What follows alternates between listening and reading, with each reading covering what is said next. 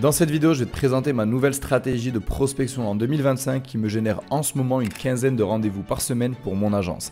Et ça, sans avoir à prospecter manuellement toute la journée, sans avoir à téléphoner toute la journée à des prospects, ou pire encore, à ruiner ma réputation sur le marché avec des copier-coller en masse par email ou sur LinkedIn. La prospection, ça n'a rien de compliqué. Si tu suis étape par étape ce que je vais te présenter au sein de cette vidéo, il n'y a aucune raison que tu ne puisses pas générer des dizaines de rendez-vous qualifiés dans ton calendrier tous les mois en 2025. Alors commençons par une quote de Charlie Munger. Donc Charlie Munger, c'est le cofondateur de Berkshire Hathaway, qui est l'entreprise d'investissement de Warren Buffett. Warren Buffett étant un des plus grands investisseurs de tous les temps.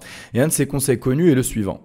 Si tu veux atteindre un objectif, pense aux actions qui ne vont jamais te permettre d'y arriver, liste-les et fais tout l'inverse. Donc qu'est-ce qui ne fonctionne plus en 2025? C'est la première question qu'on doit se poser. Tout d'abord, mettre en place des automatisations à 50 balles sur Wallaxy ou Lemlist, ça ne fonctionne plus. Il faut réfléchir en principe premier. Si on pouvait tous payer 50 € une automatisation et générer des dizaines de rendez-vous dans notre calendrier et scaler nos entreprises, on serait tous riches.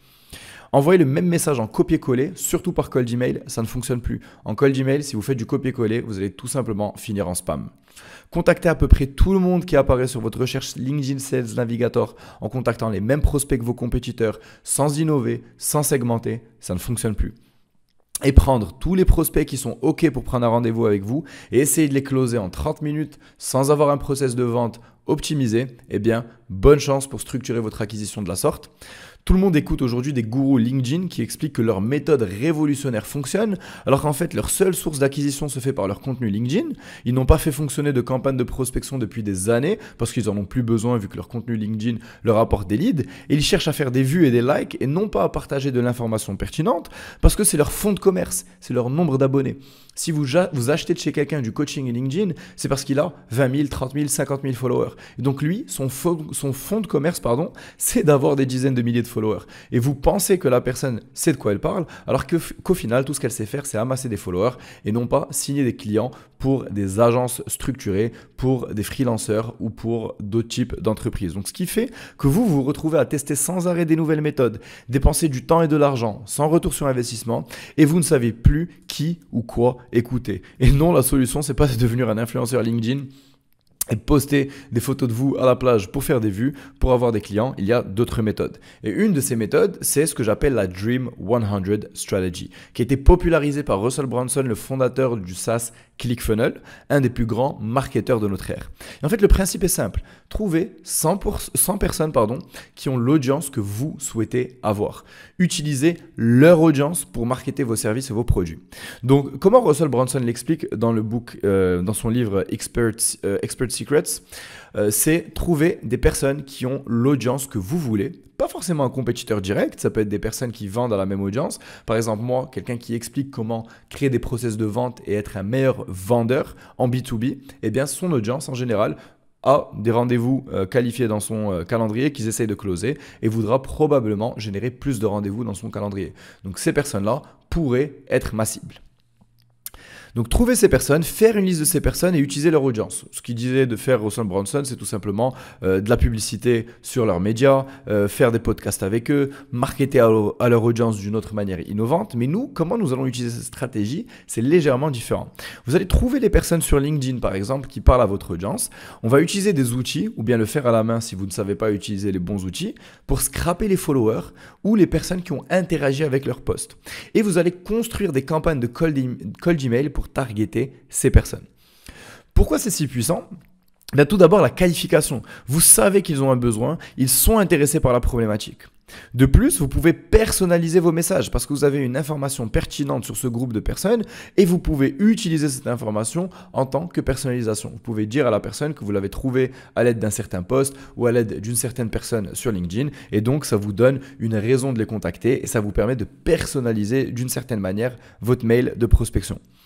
Troisièmement, la différenciation. Il y a peu de personnes qui utilisent cette stratégie et donc la clé de la réussite en acquisition aujourd'hui, c'est d'être différent et supérieur à votre compétition. Et le simple fait d'être différent et d'envoyer des campagnes de cold email à des personnes que vous aurez scrappées à l'aide d'engagement sur des posts LinkedIn, eh bien déjà, ça va vous différencier de vos compétiteurs. Et finalement, les personnes que vous allez contacter sont des personnes en recherche active de solutions.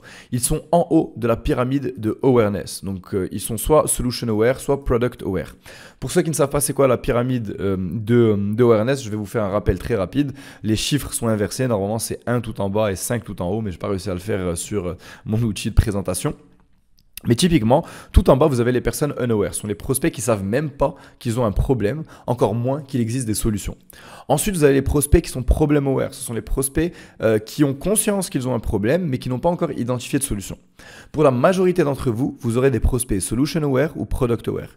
Solution aware, ce sont des prospects qui connaissent les types de solutions dont ils ont besoin, mais qui ne connaissent pas encore votre produit. Ils sont probablement en train d'hésiter entre les différentes solutions du marché.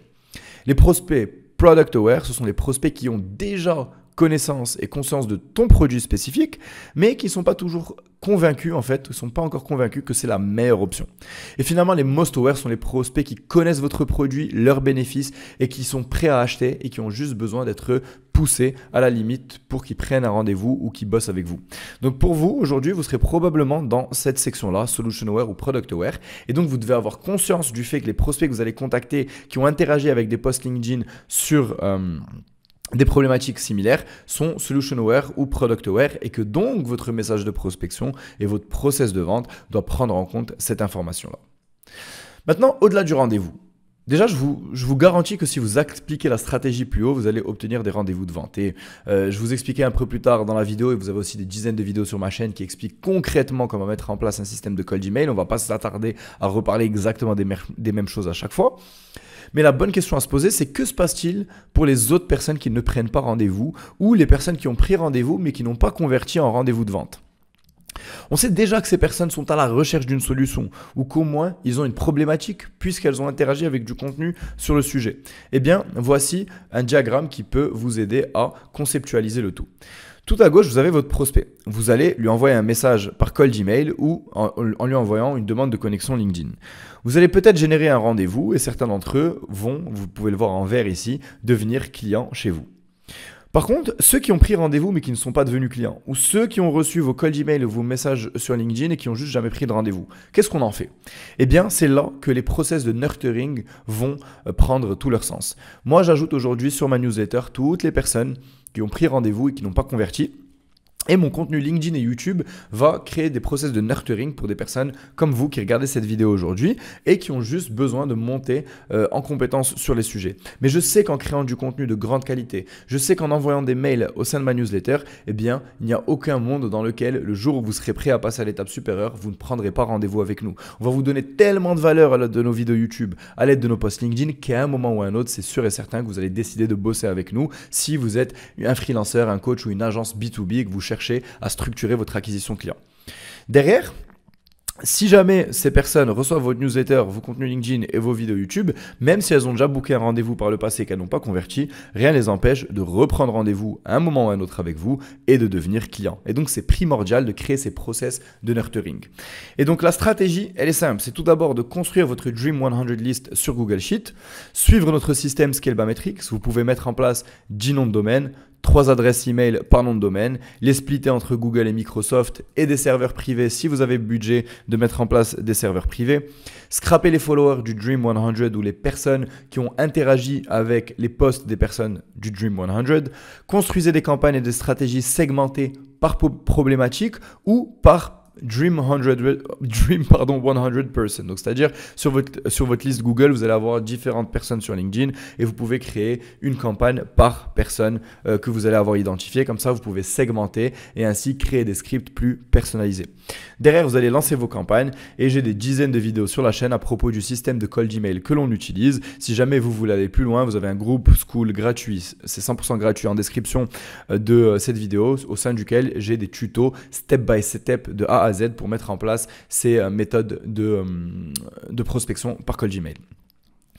Troisièmement, les LinkedIn Connection Requests. Donc, vous allez ajouter les personnes pertinentes à votre réseau LinkedIn. Donc, c'est bien de leur envoyer des cold email, mais vous allez aussi les ajouter à votre profil LinkedIn pour que derrière, lorsque vous allez créer du contenu LinkedIn et YouTube, eh bien, vous allez pouvoir les nurturer, donc créer des process de nurturing. Donc, vous allez construire une stratégie de contenu autour de votre problématique, donc la problématique que vous allez résoudre pour vos prospects.